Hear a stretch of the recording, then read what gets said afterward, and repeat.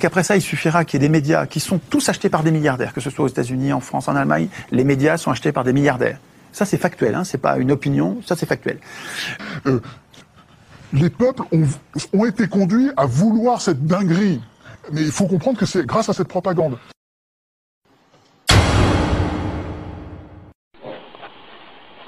Si tu as envie de te payer des vacances, c'est pas interdit.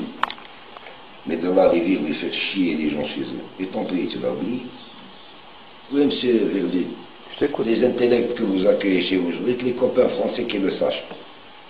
Ils ont été formés en Algérie, leurs études payées à l'étranger en Algérie. Et ils vont soi-disant en France parce qu'ils trouvent un environnement. Ça, c'est des sinistrés économiques, les gars. C'est des sinistrés économiques. Ces gens-là, on les a fait venir de force, alors qu'on était déjà dans une période de récession économique, puisque c'était entre le premier choc pétrolier et le deuxième choc pétrolier. On les a fait venir pour métisser le peuple de France. Le métissage est toujours un moyen de contrôle pour les minorités agissantes. On les a fait venir pour les dresser contre les Français de souche à travers les éducateurs trotskistes qui les ont systématiquement fait l'apologie des voyous ethniques contre les Français de souche, montrés comme collabos, racistes, torturants en Algérie. On les a éduqués à la haine contre la France et les Français, il ne faut pas oublier. Ouais, mais c'est pas ton pays. Quand tu as envie de faire un château de Versailles, tu le payes le château de Versailles dans ton pays. Ne va pas admirer les châteaux de Versailles. Tu as vu Versailles? C'est beau. Alors tu construis ce que tu crois. Tu ne fais pas chier ton monde. Et vous, les Français, vous êtes une bande d'enculés. Pourquoi?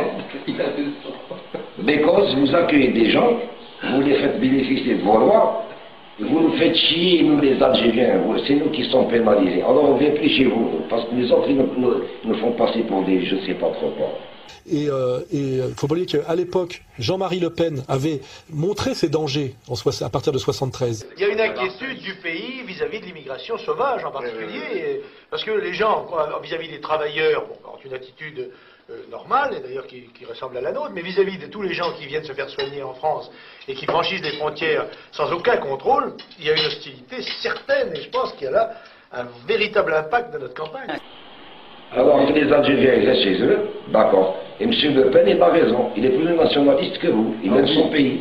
Dis-lui. Ouais. Marine, invite-moi chez toi. Marine, je peux venir, je te fais de bisous. Tu fais un débat. Tu ramènes les Algériens qui sont là-bas. Pas des harkis, non, j'en parle pas. C'est fini la guerre. Mais tu me ramènes les bougnoules qui là, là-bas, des Algériens, des intellects, les cerveaux. Ceux à qui vous avez donné l'asile politique, comme quand on va leur couper le zizi ici. Tu les ramènes, tu vas voir comment je vais les enfiler, tes mecs. Quel est l'objectif? Ça va faire parler, mais l'objectif, c'est relever le défi du métissage. Publish the plan for a united Europe and the ethnocide of the peoples of Europe. The encouragement of mass non-white immigration was central to the plot. Et si vous ne voulez pas le comprendre, il faut que vous compreniez qu'il y a les enfants de ces gens-là ici qui sont en métropole et qui, eux, le comprennent. Quand on parle de concret par rapport au dédommagement, nos pays en Afrique noire, quand on sait que ce sont des vallées qui sont à la tête de ces États-là, qui sont mis et qui musaient, j'ai envie de dire, la population, dès que la population se lève. Le citoyen français comprendra ça. Vous n'avez pas encore compris, nous, on n'a plus rien à perdre parce qu'on ne peut pas rentrer chez nous. On est bloqué ici. Vous nous avez imposé un dictateur là-bas. Vous allez voir. Je parlais des élus français, on vous mettra à nu.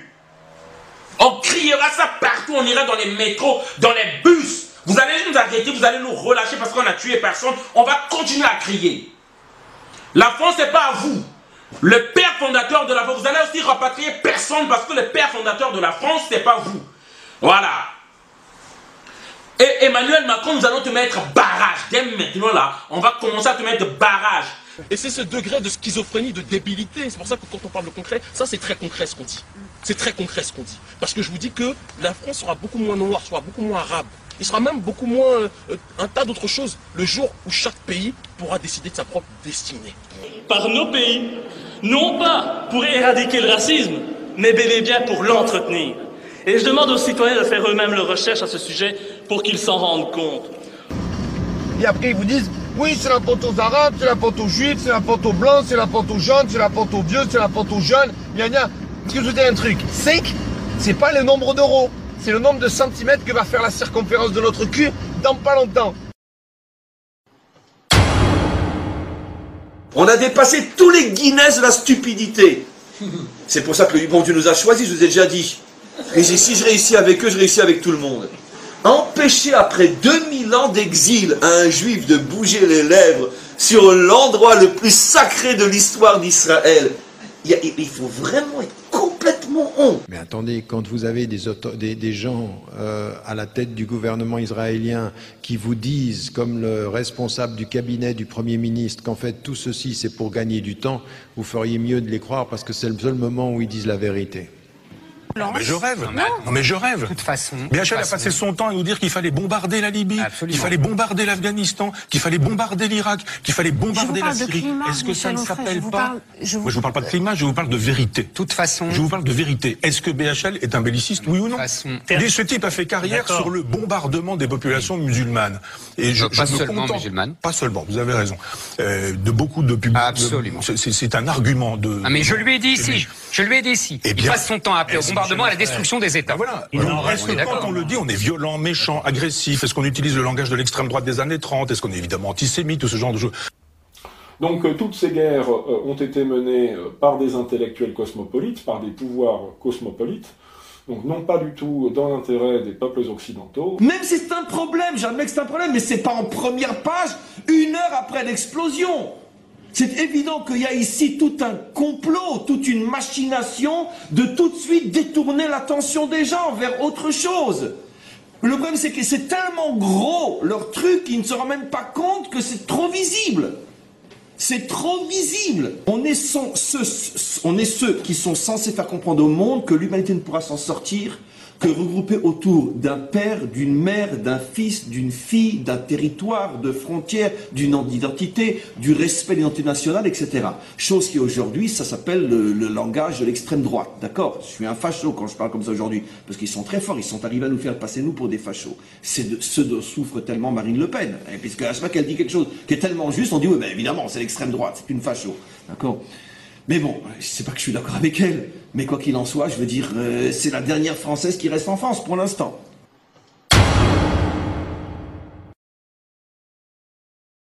Tout ça a commencé, là. On vit dans un monde bizarre. Il y a quelques semaines, Justin Trudeau, pour faire un pied de nez au président des États-Unis, Donald Trump, qui lui veut qu'on ramène chez eux des immigrants illégaux, Trudeau dit non, amenez-les ici au Canada, ils sont bienvenus. Et depuis quelques semaines, effectivement, on voit entrer plusieurs migrants illégaux qui passent par les frontières du Manitoba, par les frontières de l'Ontario et du Québec. Bizarre tout ça, c'est bizarre. On vit dans un monde spécial. Proche des immigrés, c'est que vous instrumentalisez la souffrance qui se cache derrière le racisme à des fins politiques. Et c'est une imposture.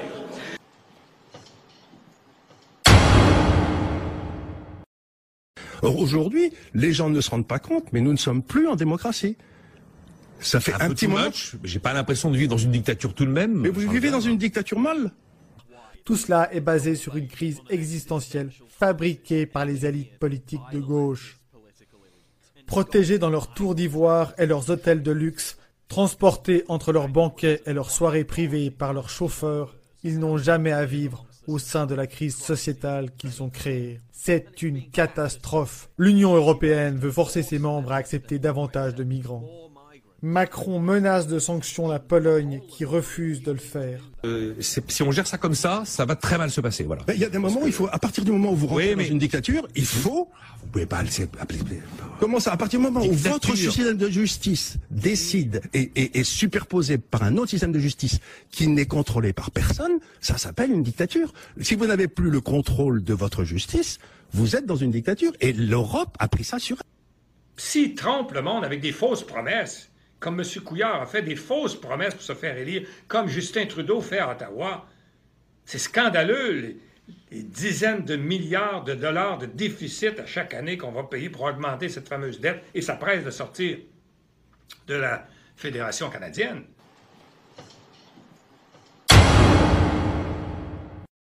Nous parlons du globalisme, qui est aujourd'hui pour nous l'ultime forme du colonialisme, et qui a une façon d'agir bien plus perfide, bien plus violente, parce qu'elle le fait avec un visage humain. On parle de l'impérialisme de la vertu, quelque part.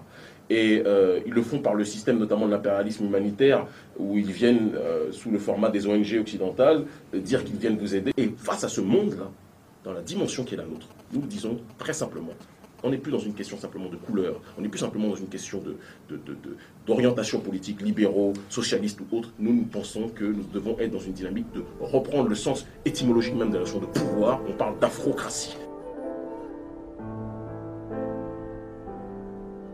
Les premiers à le ressentir, ce sont les musulmans eux-mêmes et particulièrement ceux qui sont attachés à cette mosquée. Et ils ont bien raison de le ressentir. Pas parce que nous avons des intentions, parce qu'il n'y a pas un peuple plus bête que le peuple juif. Et aujourd'hui, alors que jamais Israël n'a été autant méchant à l'égard des Juifs eux-mêmes qui osent bouger les lèvres sur le mont du Temple, ça veut dire qu'il n'y a aucun risque qu'ils puissent penser qu'on ait la moindre mauvaise intention. Et malgré tout, ils nous accusent de plus en plus de vouloir récupérer le mont du Temple. Vous savez pourquoi? C'est parce qu'on mettait ça bien d'en haut. Alors il n'y a pas que des Juifs, certes, on en est tous bien conscients. Mais le judaïsme représente la locomotive de ce mondialisme. On peut prendre cette image, cette métaphore, le mondialisme est un train, la locomotive est le judaïsme, et au cœur de cette locomotive il y a un moteur, c'est la finance internationale. C'est pas des trucs au hasard, hein. C'est un schéma qui est vraiment et tout va avec. Hein. On voit bien qu'ils recherchent pas à créer des emplois et qu'ils éradiquent un maximum de trucs et qu'on va vers là, quoi qu'ils nous disent. Moi, j'ai plus de doute. Ils veulent les pervertir. Hein. Si on ne fait rien, nos enfants finiront incapables de prendre des décisions, ils seront formatés, ils ne seront plus que des produits de consommation dans l'impossibilité de se révolter. Complètement perdus. Tout ça, bien sûr, dans l'intérêt de notre cher gouvernement. Donc, il faut arrêter de se voiler la face. Hein. Un plan, un complot pour chaque secteur d'activité. Oui, il y a un complot dans la justice, oui, il y a un complot dans les médias sont achetés par les mêmes familles qui tiennent les finances, oui, les mêmes familles qui tiennent les armements, qui tiennent la pharmacie, qui tiennent les vaccins, qui tiennent les médecins, qui tiennent la police, qui tiennent l'armée, oui, ce sont les mêmes, voilà. Donc... Et ceux qui sont aujourd'hui au pouvoir ont complètement violé nos lois, ont complètement violé la Déclaration des droits de l'homme, violé la Constitution, font ce qu'ils veulent, et ils peuvent tout se permettre. Et on le voit avec les vaccinations obligatoires, on le voit avec la sexualité dans les écoles pour les jeunes enfants, on le voit, tout ça c'est totalement illégal. Et ça a commencé avec Sarkozy. Si par exemple, il n'y a rien qui est fait, mais il faut que ce soit fait au mois de septembre. Il faut vraiment, vous tous, nous tous, qu'on se lève, que tu aies des enfants ou pas. Il faut, c'est l'avenir. Tu vas dire quoi? On a laissé ça à nos enfants quand ils vont te poser la question. Pourquoi vous avez rien fait quand il était temps? Pourquoi vous avez laissé ce pays, ce monde se détruire? Ne veut plus ou a perdu l'essence de ses origines. Il a perdu ses racines. Or, un arbre qui n'a pas de racines, il meurt. Et j'ai peur que l'Occident meure. Il y a beaucoup de signes. Oui, beaucoup de signes. Et oui, on est en train de vendre et démolir nos églises. Donc, c'est ce qu'on va voir arriver de plus en plus les années. Raisonner. Vous avez besoin de raisonner. Vous avez une intelligence, vous avez des sens. On n'a pas besoin de vous endoctriner puis vous mettre des idées puis des modèles dans la tête. Voyons! Enlevez-vous ce qu'on vous a mis dans la tête comme idée, comme structure, comme bloc d'information. Sortez-le! Puis là, regardez, puis fiez-vous à vos sens. Le monde ne sera pas détruit par ceux qui font le mal, mais par ceux qui le regardent sans rien faire.